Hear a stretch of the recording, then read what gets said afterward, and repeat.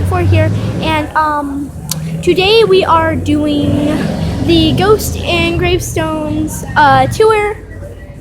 I hope you guys enjoy this video. I hope we can get 10 likes on this, so everyone enjoy the video.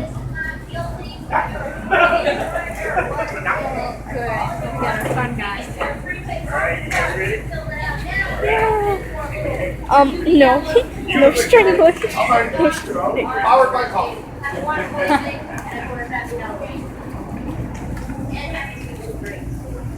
Alright guys, let him get up. We'll get you guys on, alright?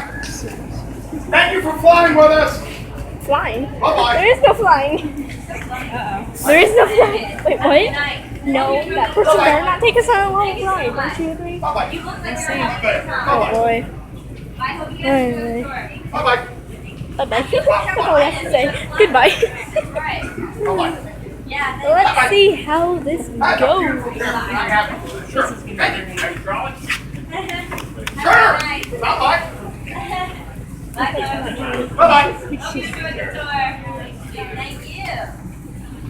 Bye-bye. Have a good one. Hope you enjoy the tour, guys. Thank you.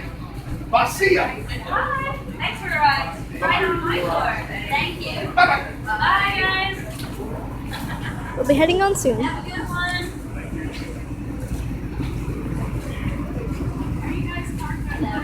Bye-bye. Have fun. Enjoy it, guys. See you guys later again for a hoot. Bye-bye. Have a good one. Hope you ladies enjoy the tour. You're so fun. Hope you enjoy the tour, ladies. Thank you. Have a good evening. Ladies and gentlemen, boys and girls, this is the 1002 Ghost of Gravestones. Welcome aboard, folks. Everybody's checked in, right? You got your stickers? Alright, do not worry. They don't call it the trolley of the dude because I'm driving it. Oh boy. Perfectly legal, guys. I don't trust a person that's in prison. I'm not in prison. It's a county jail. And I'm a trustee. Still, you're in jail. I told you. I'm a trustee. You can trust me. Uh-huh. Listen, I got 4 driver's licenses in 3 different states, and one of them's still valid. That's legal. That's not good. That's not good at all. It's good. No, It's really good. No, It's it's not. really good. No, this is not. It's so good.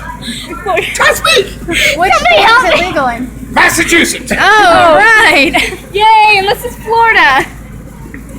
The only thing I gotta do to get a driver's license in my home state of Massachusetts is parallel park and verbally communicate with other vehicles. You get that down, you're good, man. They'll give you a license. We'll see.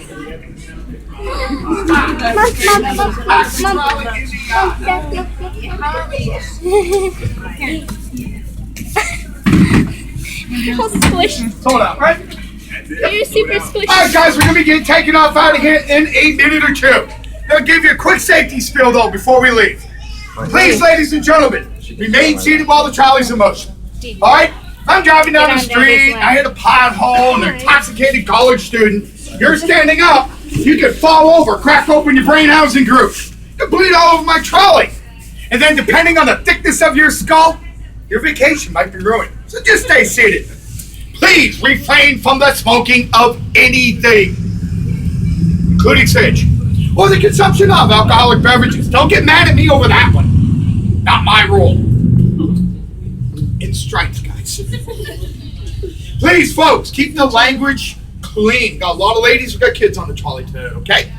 Keep your conversations to the minimum. You could turn down your ringtones on your phones. That would be awesome.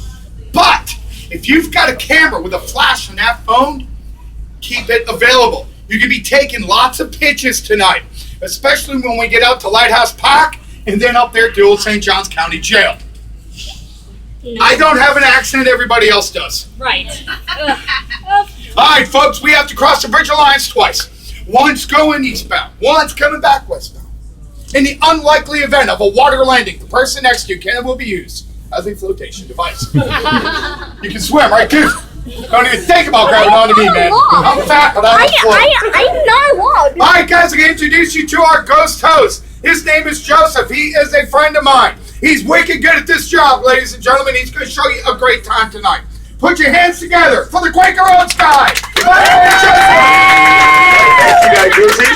Welcome to St. Augustine, everybody. And more importantly, welcome to Ghosts and Gravestones. All right, so Mr. Not Guilty has given you the itinerary. And what happens during that itinerary is I tell you about many of the strange and unusual things that have taken place right here in our ancient city. Some of these things as far back as 600 years ago. All of these stories. 600 years is a long time. A long time ago, and all documented. And guys, the one thing that we always make sure that everybody knows before we start the journey, we want to make sure that you know that we have no idea why St. Augustine is such a hub for paranormal activity. No idea whatsoever. But you know what we know for sure? We know that they are here.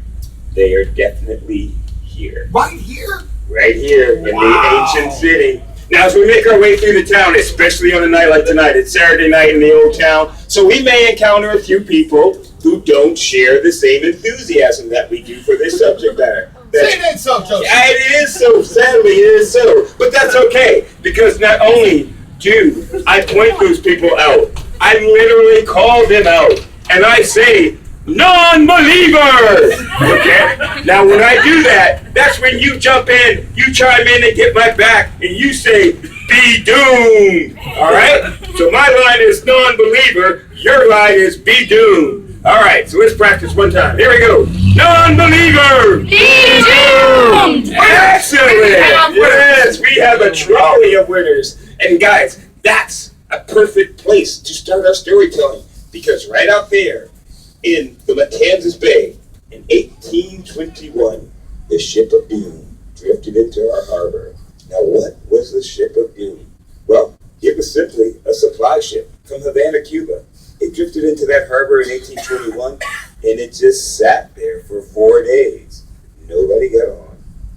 Nobody got off. So the townspeople became very suspicious. They had to figure out, okay, what is going on this ship? So they boarded the boat. And when they got on that boat, what they found was truly, truly horrific. Every single sailor dead, captain included. Their bodies covered in black vomit, flies and mosquitoes everywhere, the stench of death in the air. So the townspeople tried to make the best of a bad situation. They took the supplies that were left on that ship, brought them back here into town.